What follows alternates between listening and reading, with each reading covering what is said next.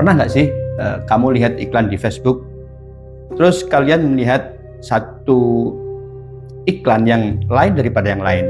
Iklan itu berbunyi, mau kaya, datang ke saya, uang akan berlipat ganda dan cepat kilat. Nah, sekarang kamu bayangin, kamu tergiur dan bawa uang tersebut, uang jutaan itu kamu kumpulkan dengan susah payah, kemudian kamu setorkan ke orang yang kamu temuin di sosial media itu. Tapi pada akhirnya kamu nggak pulang-pulang. Yang kamu kira akan dapat uang banyak, menjadi kaya raya dalam semalam, malah dikasih racun. Ini bukan film horor, ini nyata. Oke, siap-siap, karena bagian ini bakal membawa kamu masuk ke kisah yang paling gila dari si dukun maut. Kasus Slamet Tohari alias Mbah Slamet, dukun pengganda uang yang ternyata pembunuh berantai. Dan korban-korbannya bukan cuma 1, 2, atau 3, tapi 12 orang.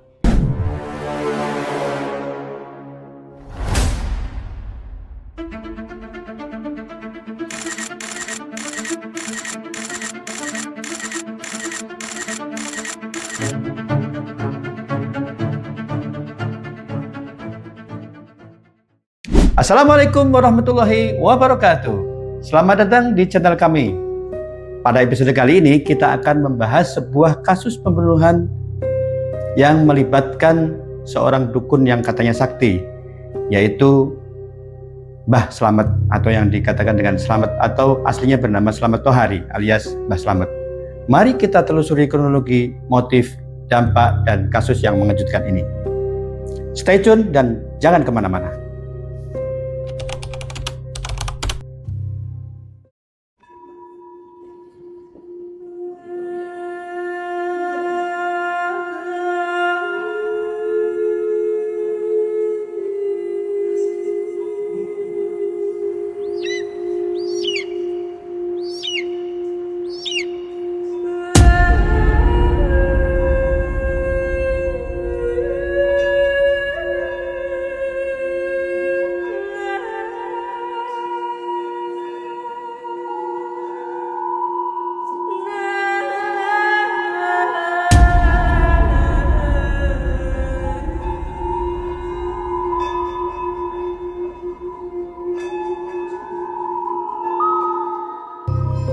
Siapa sebenarnya Mbah Slamet? Nama aslinya itu Slamet Tohari, lahir pada tahun 1977 di Banjarnegara, Jawa Tengah. Di kampungnya Slamet itu dikenal sebagai dukun. Ya, tapi bukan dukun sembarangan. Dia mengaku dukun bisa menggandakan uang, sakti mandraguna. Tapi sebelum dia headline di media-media tentang kasus pembunuhannya ini, dia pernah dihukum ternyata. Yaitu pada tahun 2019 dia kena kasus pemalsuan uang atau kasus uang palsu. Akhirnya ya bebas, tapi tobat enggak, dia malah naik level bro. Dia malah naik level menjadi dukun yang lebih sakti daripada sekedar dukun biasa. Modalnya jubah dukun, omongan yang meyakinkan, plus sosial media Facebook jadi ladang mencari korban. Ya, dari luar tampak dia biasa-biasa aja, orangnya sederhana, rumah juga sederhana. Tapi di balik kesederhanaannya itu, dia menyimpan satu niat yang jahat, satu kejahatan yang tidak terkira. Dia adalah pembunuh berdarah dingin. Dia bukan lulusan pesantren atau orang yang memiliki latar belakang spiritual yang hebat. Dia hanya ngaku-ngaku sakti aja. Awalnya dia cuma membantu pengobatan secara alternatif. Lama-lama modusnya berganti menjadi bisa menggandakan uang miliaran dalam semalam.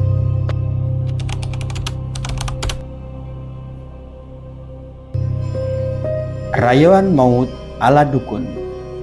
Jadi gini cara mainnya. Slamet itu bikin akun Facebook. Bukan dia pasang spanduk atau baliho ala-ala caleg gitu, bukan. Slamet itu promosi lewat Facebook dan media sosial yang lain, terutama di grup WhatsApp. Ya, layaknya seorang penipu, dia gonta-ganti akun, tapi semua memiliki kesamaan kata. Dia memiliki gelar mbah dan ngaku-ngaku bisa gandain duit gitu. Pura-pura jadi dukun sakti gitu. Dia pasang foto pakai jubah, kalung yang aneh-aneh, terus upload video ngocap-ngocap di depan botol minyak yang katanya itu minyak gaib.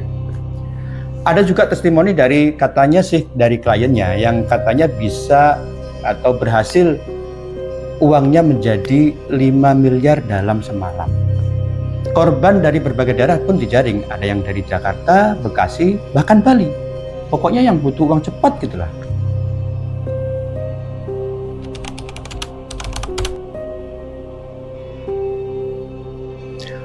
Kronologi dan misteri hilangnya korban. Nah, gini kronologinya. Jadi pas korban nyampe di rumah, langsung aja diajak ritual gitu. Ritualnya ya yang nggak ada yang aneh-aneh, cuman duduk doa-doa dikit gitu, terus dikasih botol air mineral yang katanya sudah dijampi-jampi. Tapi kawan, ini bukan air doa, itu adalah air maut. Dalamnya udah dikasih racun, racun itu namanya kalium cyanida ya. Kalium cyanida itu memang nggak ada rasanya, nggak ada warna, tapi efeknya beberapa menit kemudian setelah si korban ini minum, korban itu langsung lemes, jatuh, dan setelah itu koit. Di tahun 2020 sampai 2023 korban satu persatu dinyatakan hilang. Tapi karena korban ini kan biasanya datang ke Slamet secara diam-diam ya, dan keluarganya susah nyari, polisi pun, aparat keamanan pun nggak bisa berbuat apa-apa karena minim bukti ya. Barulah pada awal 2023 kasus ini mulai terbuka karena ada seorang pria yang dari Jakarta, kalau nggak salah namanya itu Prasetyo gitu ya. Prasetyo itu dari Jakarta, dia dilaporkan hilang. Nah, terakhir katanya mau ke Banjarnegara buat ketemu si dukun sakti pengganda uang. Nah, modusnya itu jadi setiap korban itu habis mati, Slamet langsung ambil cangkul, langsung dibawa ke belakang rumah dan disiapin tanah-tanah gembur gitu. Jadi pas korban sudah tewas, dia tinggal seret, gali, kubur, tutup lagi, selesai. Tanpa ribet, bos. Ngeri banget gak sih ya? Karena semua itu dilakukannya dengan sendiri. Bayangin ya, di tengah malam, sunyi, rumah sepi, dia gali tanah, ngubur orang, terus masuk lagi ke rumah ya, kayak semacam nyiram kembang gitu aja.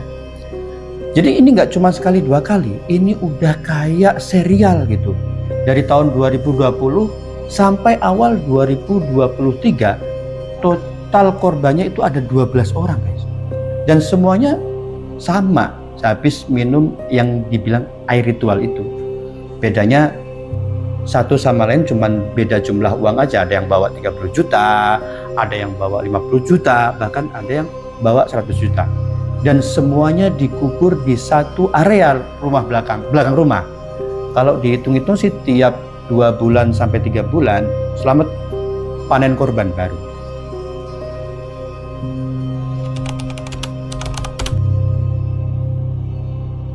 Korban terakhir Prasetyo pemicu terbongkarnya kasus. Jadi di akhir Maret tahun 2023 Slamet dapat mangsa baru. Namanya Prasetyo, asal Jakarta. Prasetyo sempat kasih tahu ke temannya bahwa dia akan ke Banjarnegara, dia akan menggandakan uang katanya, yang dikenalnya dari Facebook itu.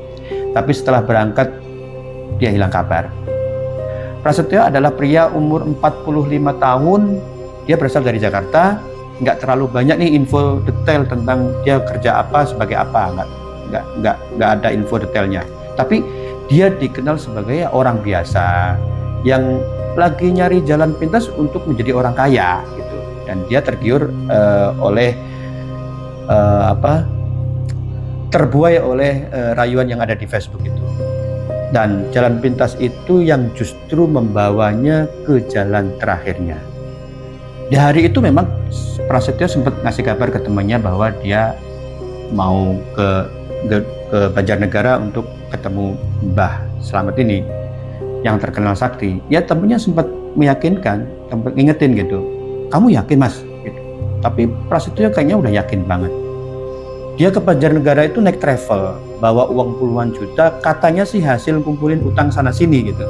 Karena dia yakin bahwa ini dia akan bisa kembalikan dengan cepat, yang dia yakin dia akan menjadi kaya dalam semalam.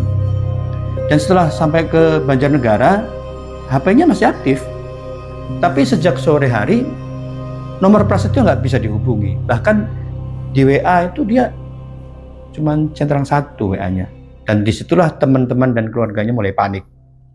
Karena biasanya Prasetyo suka aktif ngasih kabar gitu, pamer-pamer di media sosial gitu, dia ngasih kabar dia kemana gitu. Nah kali ini sunyi. Terus kemudian keluarganya lapor polisi dan polisi bergerak cepat melacak jejak digitalnya, melacak akun medsosnya, transferan hingga CCTV, hingga mengarah kepada satu nama, yaitu Slamet Tohari. Banjarnegara AKBP Henry Yulianto menyatakan identitas 9 korban dukun sadis bermodus penggandaan uang Slamet Tohari di Banjarnegara yang masih belum diketahui. Namun pihaknya meminta masyarakat yang keluarganya pernah berhubungan dengan Tohari dan belum ditemukan bisa menghubungi pihak kepolisian. Bisa memastikan identitas daripada korban yang 9 itu ya. Yang 9 itu, tapi kami mencoba memberikan informasi kepada seluruh rakyat masyarakat yang apabila keluarganya pernah berhubungan dengan Tohari dan sampai saat ini belum diketemukan, silakan konfirmasi dengan kami di Polres Banjarnegara. Siapa tahu nanti orang-orangnya ataupun keluarganya yang pernah berhubungan hilang ini betul-betul yang 9 orang ini, sehingga nanti bisa kita identifikasi kembali. Dari Pak Paryanto datang ke Polres Banjarnegara, saya temui, pengacaranya juga datang tadi malam, termasuk istrinya juga dan anaknya tadi malam menjemput setelah dilakukan otopsi. Kemudian kita fasilitasi untuk kita bawa ke mana, ke Sukabumi tadi malam pukul 11. Untuk yang lainnya sampai saat ini belum kita mendapatkan informasi keluarganya. Kemudian polisi dapat petunjuk nih dari Prasetyo itu langsung gerak cepat ke rumah Slamet. Di sana aparat keamanan melihat ada tanah yang kayak baru digali gitu, Bos. Mencurigakan banget ya.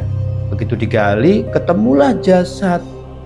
Tapi nggak cuma 1, 2, ketemu lagi 3, sampai totalnya 12 jasad. Ditemukan di area di belakang rumah cuma 20 meter persegi. Dan akhirnya pada tanggal 27 Maret Slamet diciduk polisi, yang polisi kemudian ngerebek rumahnya. Di rumah Slamet itu di Desa Balun, tepatnya di Banjarnegara, Jawa Tengah.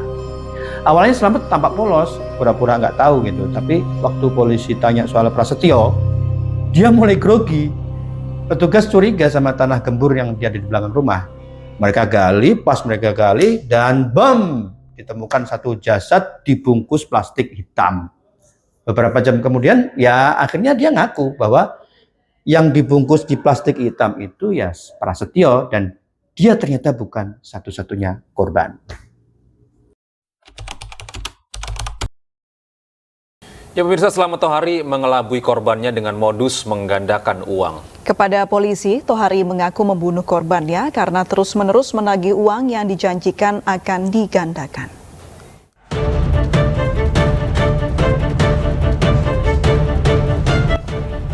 Slamet Tohari, dukun pengganda uang yang juga pelaku pembunuhan berantai, ditangkap bersama asistennya berinisial BS. Dalam menjaring korbannya, Slamet Tohari bekerja sama dengan asistennya, membuat konten di media sosial dan menawarkan jasa menggandakan uang.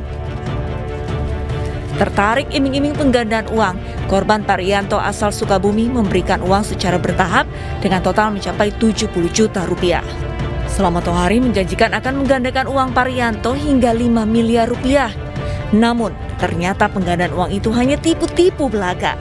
Tohari justru memakai uang Paryanto untuk membayarkan utang. Dari Pak Paryanto? 70 dan 70 Iya, juta. Itu 70 berangsur-angsur atau langsung 70? Angsur-angsur. Berangsur-angsur. Pertama Iya. berapa? Pertama 20. Terus ada lagi 10 gitu. 10 sampai 70 ya. Iya, sampai segitu. Terus yang dijanjikan digandain jadi berapa? Diganda jadi berapa? Jadi 5 miliar dan.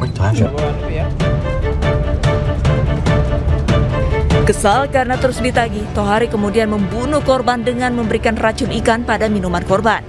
Jenazah korban kemudian dikubur di kebun miliknya.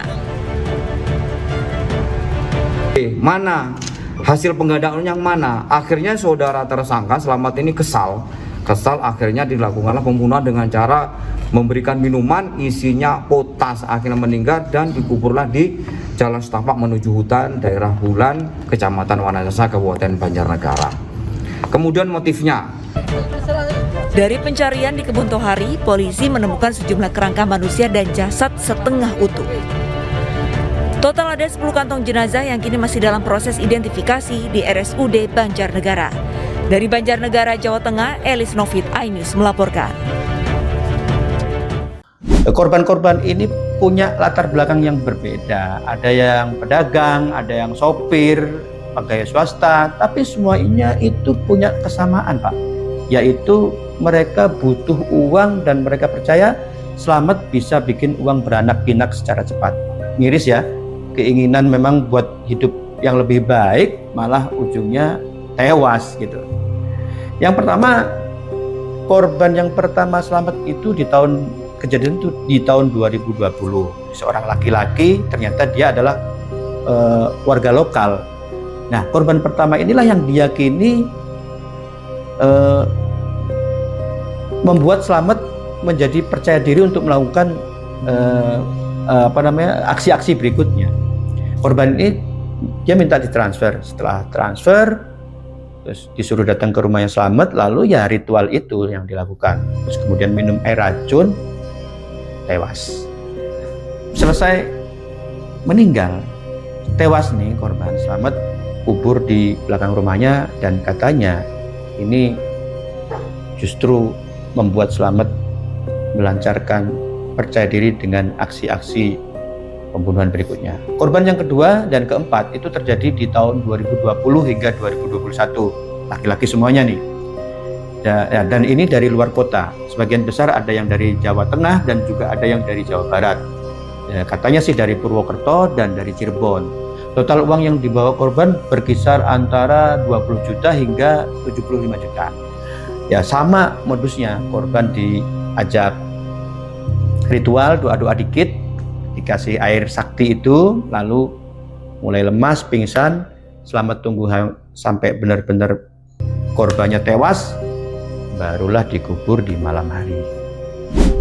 Nah, korban kelima sampai ke-8 nih, antara tahun 2021 sampai 2022, termasuk ada salah satu seorang wanita.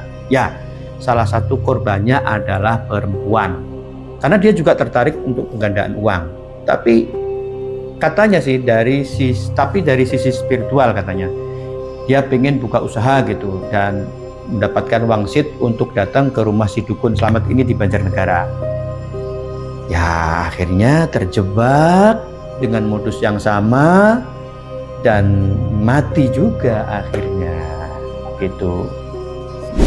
Korban ke-9 sampai ke-11 itu terjadi di tahun 2022 sampai awal 2023. Korban ini makin jauh datangnya. Ada yang dari Yogyakarta, ada yang datang dari Surabaya. Selamat makin tenang untuk membunuh, bahkan sudah benar-benar prepare gitu, sudah disiapkan plastik pembungkus, liang kubur, bahkan baju ritual setiap kali korbannya datang.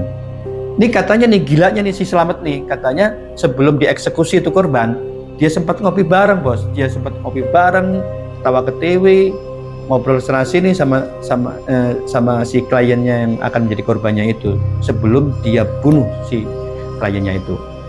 Habis itu ya sama modusnya, diracun dan berakhir di liang kubur yang ada di belakang rumahnya.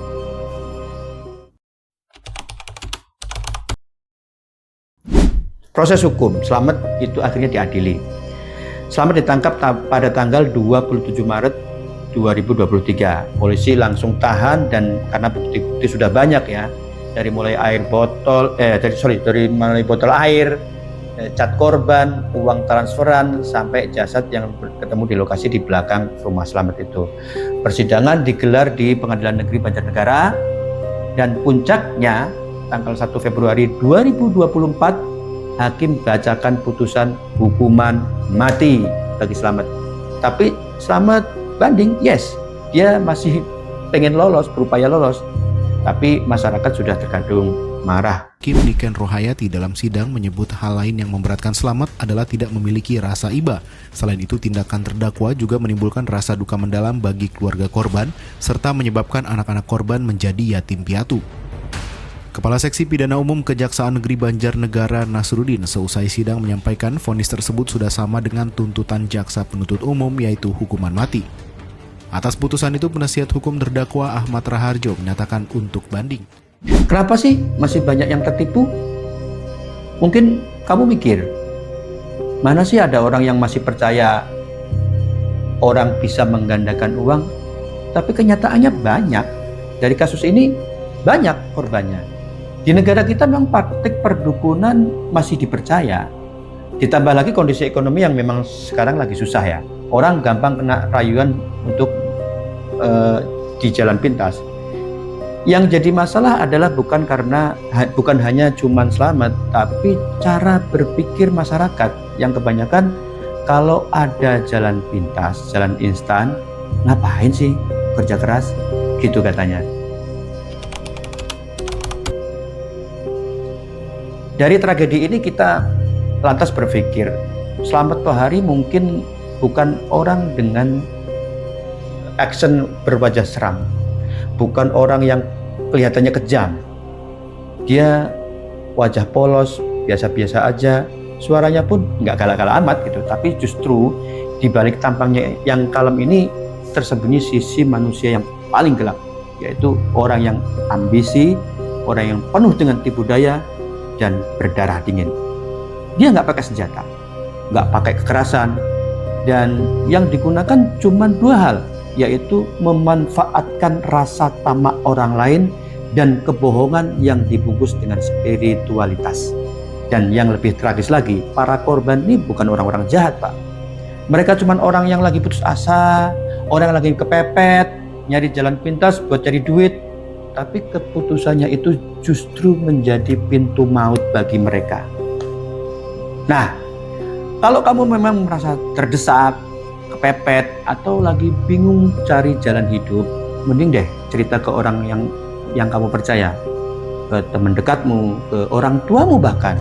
Itu lebih baik daripada kamu curhat ke orang lain yang dia bilang bisa melihat gaib, dia ngaku-ngaku sebagai orang yang sakti, yang akhirnya dia menjual harapan-harapan palsu. Dia bisa merubah hidup seseorang, dia bisa menjadikan orang itu kaya dalam sekejap. Hati-hati ini, karena ujungnya bisa nanti kayak Prasetyo dan 11 korban yang lainnya.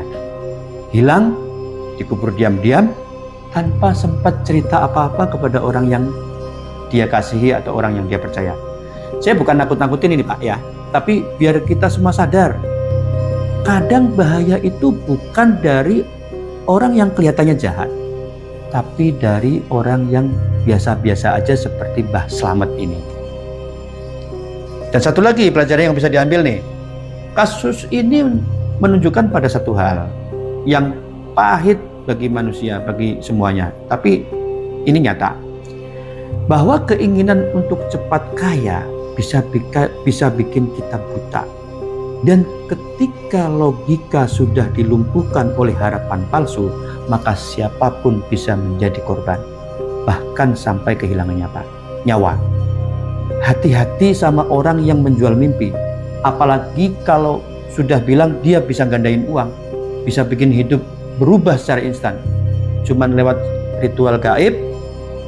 Dan karena seringkali itu bukan jalan menuju kaya, tapi jalan menuju kematian. Dan buat kita semua, semoga kita ini menjadi pengingat bagi kita semua bahwa hidup itu nggak ada yang instan, Pak. Rezeki itu bisa dicari, tapi ya jangan gitu-gitu amat. Jangan sampai mengorbankan nyawa. Ini bukan cuma kisah dukun palsu. Ini adalah cerita tentang manusia yang kehilangan arah. Dan satu orang yang memanfaatkannya untuk menjadi mesin kematian. Nama selamat mungkin akan dihapus dan dilupakan. Tapi pelajaran dari kasus ini adalah kalau ada yang nawarin uang bisa dilipat gandakan dalam sekejap, bukan rezeki yang akan datang, tapi malapetaka. Hati-hati ya, jangan jadi korban berikutnya. Terima kasih sudah nonton channel ini. Jangan lupa like, share, dan subscribe. Sampai jumpa pada kisah selanjutnya. Wassalamualaikum warahmatullahi wabarakatuh.